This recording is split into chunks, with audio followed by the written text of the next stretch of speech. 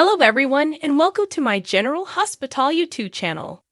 I hope everyone is having a wonderful day. Before we begin, please hit the subscribers button and give this video a thumbs up.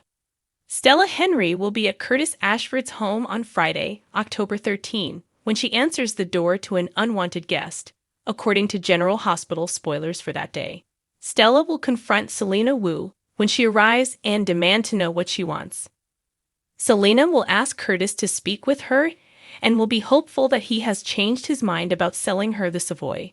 Curtis may claim she's out of luck and decide to hold onto his nightclub, but he does appear to be getting used to life in his wheelchair at this point. Regarding Portia Robinson, she will update Curtis on a significant career development.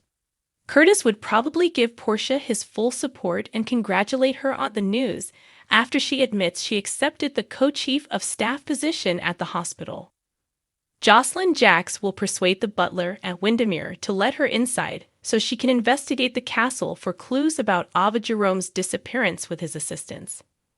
Joss will soon come across something that may be significant, at which point she will inform Dex of her finding. Dex Heller will put Austin Gatlin Holt, Roger Howarth, in a chokehold and demand information on Ava in the meanwhile to prove to him that he means business. Austin may eventually acknowledge that his boss is imprisoning Ava, although he is unaware of her location. Dex and Josslyn will believe they are headed in the right direction thanks to the tip from Wyndemere and whatever information Austin is prepared to share. When Josslyn and Dex visit Damian Spinelli, they will peep over his shoulder while he conducts research on his computer. Spinelli has a decent probability of assisting in locating captive Ava through his efforts. Laura Collins will then visit Cyrus Renault after learning about his impending early release. Laura may argue that she is the mayor if Cyrus asks whether she is there as his sister, since she will be worried about the safety of the general public. Sonny Corinthos and Nina Reeves will exchange vows and wedding rings on the island of Puerto Rico, completing their union. Michael Corinthos will make a call to his SEC contact at the reception, since he received a text claiming that this person knows who handed in Drew and Carly Spencer. Michael appears to be looking at Nina in the GH weekly preview video, and General Hospital spoilers indicate that he will be furious when he finds out what is going on. If Michael only learns of Martin Gray's, Michael E. Knight, involvement, it's possible that the show is being a little misleading, but it's also plausible that this contact discovered Nina was the source of the information. However, Michael will pull a nasty trick in the upcoming episodes, so he might have a strategy for how he wants this knowledge to go viral in Port Charles. Whatever happens, on preview information has already indicated that Nina will be arrested soon, so the honeymoon may be over before she even realizes it. According to GH teasers, Michael is reportedly demanding to know who phoned the SEC to expose Carly and Drew. Evidently, he and Carly believe that knowing who reported a crime cancels out the offense itself.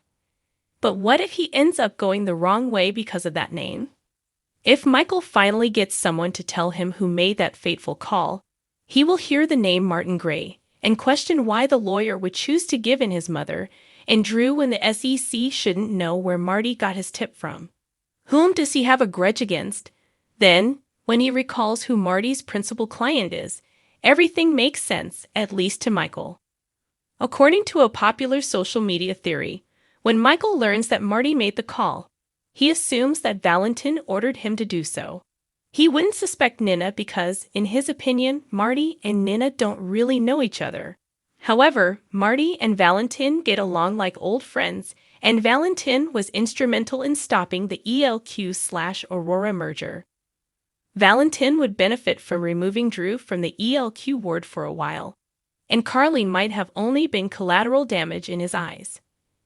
Valentin is completely baffled and defends himself when Michael decides to approach him about this new information. Then, a frightened Nina confesses everything, and he discovers the truth. Due to the assistance Valentin has been needing with Charlotte, Scarlett Fernandez, Nina and Valentin have been getting closer recently, Therefore, it makes likely that she would confide and make Michael's claim make sense. being the ostensibly more kind person he wants to be.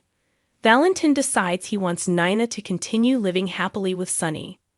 As a result, he stands in for her and tells Michael that, indeed, he was the one who made sure Drew was made to pay for the crime he did.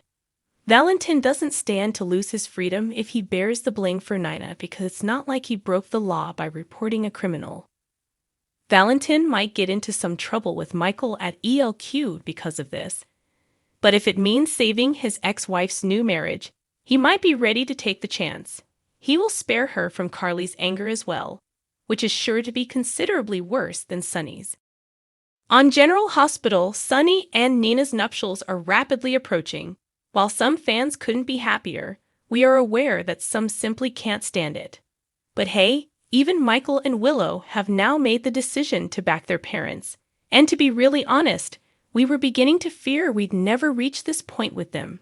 However, rest assured that the actors were almost as shocked about Sunny's breakup with Carly and moving on with Nina as the audience were. Speaking to EldritchATL.com, Laura Wright and Cynthia Watros acknowledged that they were a little surprised by how the tale had developed. They were given a little forewarning about the whole Sunny losing his memory scenario, according to Wright, but I had no idea where it was going. Furthermore, Watros is confident that she was the last to know. Her Watros didn't really know Maurice Benard yet, and Nina hadn't really spent much time with Sunny before. So she explained, Cynthia was getting to know Maurice as well, when Nina was getting to know Sunny/Mike, and we both fell in love with him. As they say, the rest is history. But nearly 2 years after Sunny and Nina's experience at Nixon Falls began, history is still being made, and the fans are still responding to it with equal fervor, with extremely fervent Carson and Sona fan bases voicing their opinions. Since she too grew up watching soaps, and there were times when I screamed, yelled, and threw things at the TV, but that was the fun of it. Wright absolutely understands that. That fervor, eagerness, and wrath. She still behaves like way around some TV programs. Furthermore, the people who devote their lives to delivering these stories truly couldn't ask for anything more than an ardent fan following. But occasionally, it can go too far. Wright asserts that she doesn't criticize the performers, even how strongly she may feel about her own productions. I find that to be a major problem. I understand if you have a problem with your favorites. However, everyone, writers, producers, directors, and actors, are present and giving it their all. No matter which side you support, Wright exclaims, it's wonderful. There are Sunny/Nina and Sunny/Carly fans. Having said that, personally assaulting any actor in any way is wholly inappropriate. All day long, you can be passionate about the character. But what happens when you start criticizing the actors? That must change. The good news is that she is fully capable of responding to insults directed at her on social media. I don't mind blocking you. Thanks for watching if you like this video. So please don't forget to subscribe to my channel and don't miss any updates.